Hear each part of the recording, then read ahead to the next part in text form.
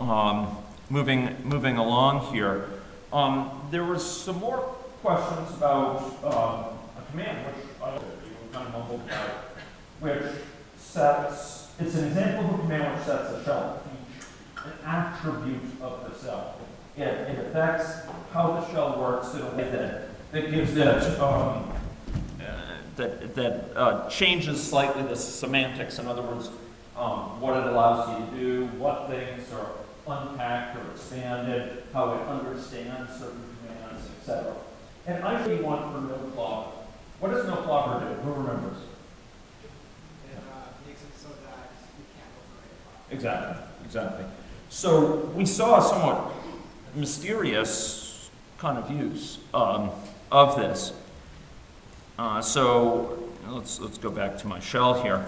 So I was in Bash at the time, and I said, and I'll do something like cat into to foobar, right, and zap bar, and if I do it again, it doesn't complain, right?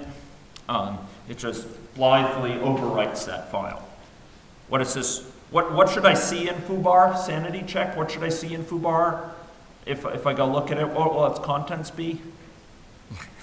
Yeah, the singularly uninspiring ASDF. One of the more common strings you'll find. How can I look at what's in foobar? I want to see what's in there. Use cat. I can do cat foobar. What's the difference between this cat greater than foobar and cat foobar?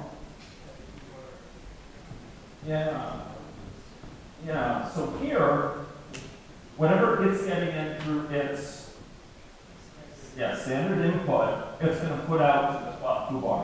Here, what am I telling it to do? Yeah, I can use this file as its input and report the results. Now, I can put that into a different file. If I want to put that into a file called bash, what would I type here? Greater than that, yeah. Bit of trivia, although you almost never see it. I mean, it's convention. You can put these things on the other side of cat. It doesn't matter actually. By convention, they're put after it, but in principle, you could put it there. For example, on input one. Okay, so if I want to cat that, this is what I get at, right? Okay, so that's just the sanity check. I could totally overwritten it. How if I wanted to append it? Yeah, if I go like this, and now I could put something more inspiring than like foo and bar, something like that. Now if I look at foo bar, boom, now I see foo and bar in there as well. In short, ladies and gentlemen, this double greater than appends. Again, it's taking its input from where?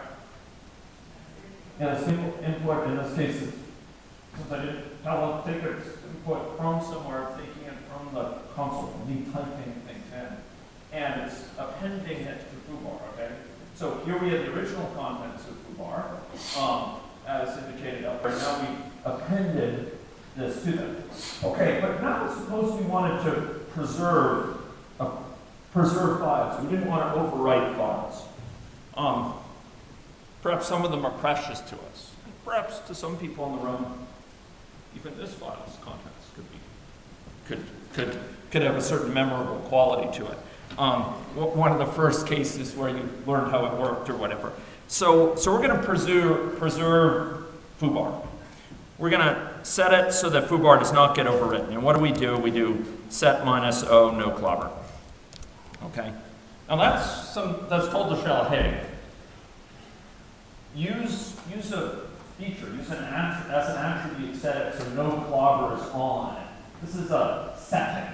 It's like a toggle switch. It's either on or off. And in this case, and it's a weird syntax, I gotta say, it's a terrible syntax, but this says set it on, okay? And now in this case, it won't allow me to overwrite it without being explicit about it. So if I did, for example, cat into it, it said cannot overwrite it. Anyone know what happens if I try to do this? Yeah, it'll actually allow me to just append to it because it's not destroying it. Okay. So here, we've seen the set no clobber option, but that may have seemed very strange. I mean, sort of very arbitrary. Where'd that come from? Sort of some mysterious thing. Well, folks, if you actually want to see the various settings within the bash shell, you can do this. What I just did is set -o, and I'm scrolling up in here, but if we wanted to do it, what command should I use if I want to see them? If I want, I can do last to kind of go page by page and go back even, right? These are the outputs. Okay, all export history, and you notice no clobber is on. If I want to turn it off, I can do set, let's go back to it, set +o, no clobber.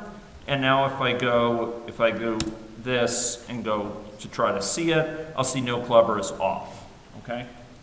So these are various settings, and I've listed some here that are of value on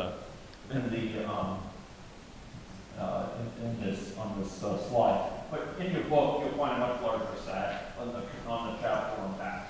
There's a chapter on bash and falling in shell, and you'll find a much larger one. These are some useful ones. For example, okay.